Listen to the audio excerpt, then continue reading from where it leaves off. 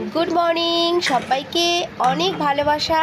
তোমরা সবাই কেমন আছো? আশা করছি ভালো আছো, সুস্থ আছো। অনেক দিন পর আরেকটা ব্লগ নিয়ে চলে আসলাম।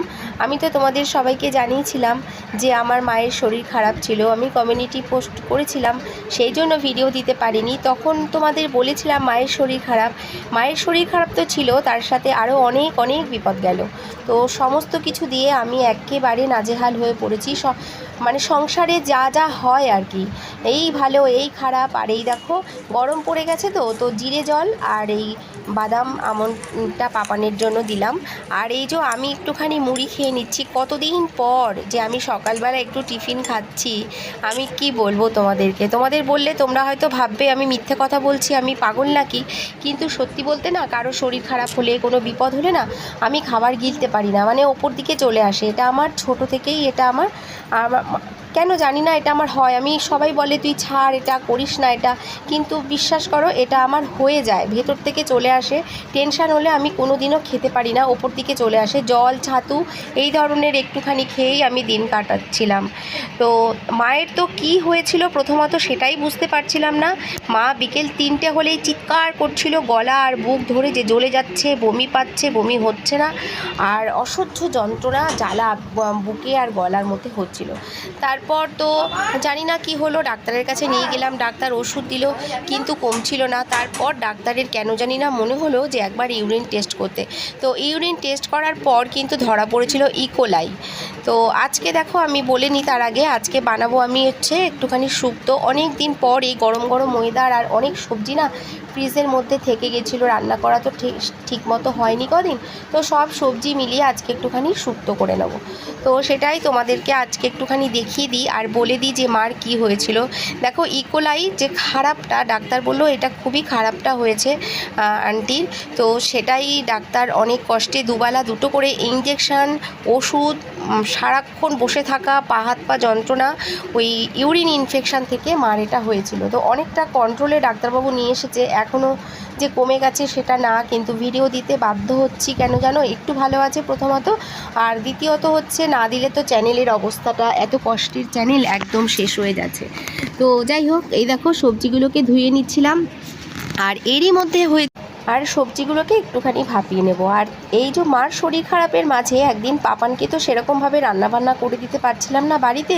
তো আমি বলেছিলাম শোনাই চল একটা ডাব খেয়ে আসবি। তো ওরও তো পরীক্ষা সামনে, তো অনেক চাপ, সেই জন্য যখন ডাব খেয়ে যেই ডাবের খোলাটাকে ফেলতে গেছে, ডাবওয়ালার যে ধারালো ছুরিটা সেটা লেগে গেছে আমার ছেলে যে আঙুল দিয়ে পেন ধরবে ঠিক সেই আঙুলটায়, আর ডিপভাবে কেটে গেছে আঙুলটা। আর আমার ছেলে ভীষণ রক্তে ভয় পায়, ওর অবস্থা দেখলে মানে কি বলবো। আর ওকে নিয়ে তখন কি করব জানি না। এদিকে হাজব্যান্ডের গলা বসে গেছে বলে সবাই আমাকে বলছে কেন গলাটা বসেছে, এতদিন অ্যান্টিবায়োটিক খেয়ে সমস্ত কিছু খেয়ে কমছে না, এটা খারাপ কিছু হতে পারে, ভালো করে ডক্টর দেখাও।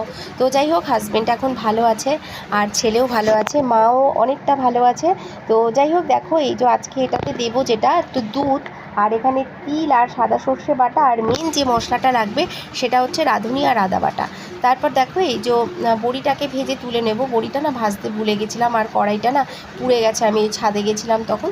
তো তোমরা একটুখানি অ্যাভয়েড করো, কড়াইটা আবার মাজতে হবে।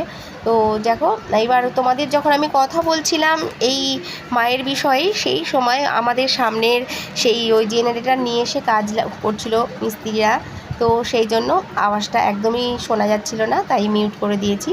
আর শুক্তোটাতে ভাপিয়ে নেবার পর যে মশলাটা দিয়েছিলাম ফোড়নে, সেটা হচ্ছে তেজপাতা, আদা, রাঁধুনি আর কালো সর্ষে লাল করে ভেজে ভাপিয়ে রাখা সবজিটা এর মধ্যে দিয়ে দেবো। যখন এটা সর্ষেটা ফুটে যাবে, ভাপিয়ে রাখা সবজিটা এর মধ্যে দিয়ে দেবো। আর তারই ফাঁকে আমি ছাদে একটুখানি কাপড়টা মেলে, মাছ ভাজতে গিয়ে না হাতের মধ্যে তেল পড়েছিল, তো সেটার জন্য কি জ্বালা করছে হাতটা। এবার ওই শুক্তোটা বসিয়েছি, তো এবার যাই করি, ছাদে গিয়ে জামা প্যান্টগুলো রোদে দিয়ে আসি। তো হতে কেচে রেখেছি, কত কেচেছি দেখো, এই দেখো। কোনো কারণে কোনো বিপদ যদি আসে না, তাহলে দেখবে সংসারে কত কাজ জমে যায়। তো আমার এখন সেই অবস্থা, কাঁথা থেকে শুরু প্রত্যেক দিন পড়েছি আর কোনো রকম ধুয়েছি, রান্না করে আবার দৌড় মেরেছি মায়ের কাছে কোনটা লাগবে কি হচ্ছে। বয়স হয়ে গেলে কি হয় বুঝতে পারা যায় না, না কি হচ্ছে অত করে দেখবে। মানে আমরা যেরকম কি বুঝিয়ে বলতে পারি, আগেকার দিনের লোকেরা না ঠিক করে বুঝিয়ে বলতেও পারে না। মায়ের বুকে যে জ্বালা করছিল সেটা মা সমানে বলে যাচ্ছিল ব্যথা হচ্ছে। তো ব্যথা এক, জ্বালা এক, তো সেই জন্য আমি আরও বেশি নাজেহাল হয়ে পড়েছি। যাই হোক, ডাক্তার বুঝতে পেরেছে। ডাক্তার যখন ইউরিন টেস্ট করতে দিয়েছিল তখন আমাকে বলছিল, আমি বললাম না না মার তো কোনো প্রবলেম নেই। তো ডাক্তার একরকম জোর করেই করেছে পরীক্ষাটা। তারপর আমাকে ডাক্তারবাবু বলছিল, মানে এই ডাক্তারবাবুই আমাদেরকে দেখে, খুব ভালো ডাক্তার। তো বলছে যে আমি তোমার প্রথম থেকেই বলছিলাম যে এরকম কিছু একটা হয়েছে। তো যাই হোক, পরবর্তীকালে এখন আমাকে দেখতে হবে যে কিভাবে ইনফেকশনটা আর দ্বিতীয়বার না হয়। ডাক্তারবাবু এই মুহূর্তে বাইরে আছে। তো যাই হোক, এই দেখো গাছে, ছাদের গাছে দেখো ফুলগুলো ফুটেছে কত সুন্দর। অডিনিয়াম না কি বলে, অ্যাডিনিয়াম দেখো। আর এই যে আমি কুমড়ো বীজ ফেলেছিলাম সেখান থেকে কুমড়ো গাছ, পুঁইশাক গাছ সব হয়েছে। তো একবারে ছাদে একটু জলও দিয়ে যাব। আর যেটা বলছিলাম, হাজবেন্ড এখন আগের থেকে ভালো আছে, ছেলেও ভালো আছে।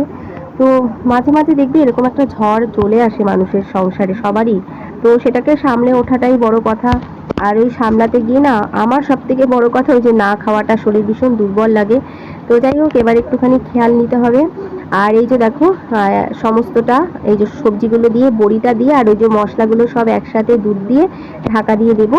আর নামানোর আগে রাঁধুনি আদা বাটাটা দিয়ে দেবো আর সামান্য একটুখানি মিষ্টি দিয়ে দেবো।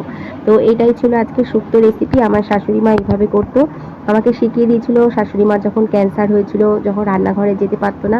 তো এই যে শুক্তো, তো এটা আমি শিখতে পেরেছিলাম। আর এটা আমি আমার শাশুড়ি মার কাছ থেকেই শিখেছি। আমার মা এই ধরনের শুক্তো রান্না করতে পারে না, আমি মায়ের হাতে এই ধরনের শুক্তো খাইনি কখনো।